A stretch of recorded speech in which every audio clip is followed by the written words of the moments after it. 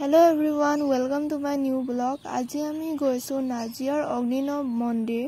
আমি এই মন্দিৰলৈ বহুতবাৰ মান গৈছো। আমি যিমান বাৰে গৈছো আমাৰ সকলো মনৰ আশা পূৰণ হোৱাৰ কাৰণে আজি আমি আকৌ অগ্নিনৱ বাবাৰ দৰ্শন লবলৈ আহিছো। মন্দিৰৰ সন্মুখতে বহুত গাল দোকানো আছে ধূপ কিনিবলৈ। এই ডাঙৰ চাকিখনত সবে তেল আনি ঢালিছে।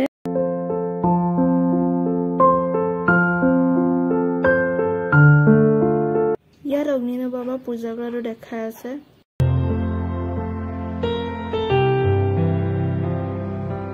ইয়াত বহুত মানুহে নিৰ্মালি লবলৈ লাইন পাতি আছে।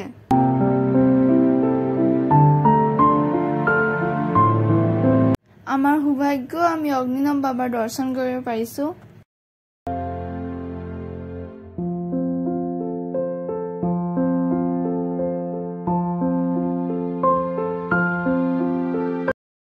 ইয়াত হৰাই লোৱা স্থান। এতিয়া আমি প্ৰসাদ লৈছো।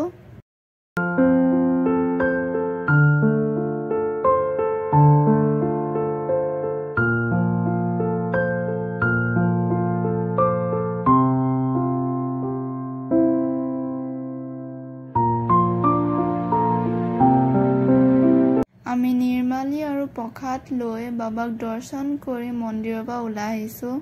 আমি মন্দিৰৰ পৰা ওলাই হোটেলত খাবলৈ সোমাইছো।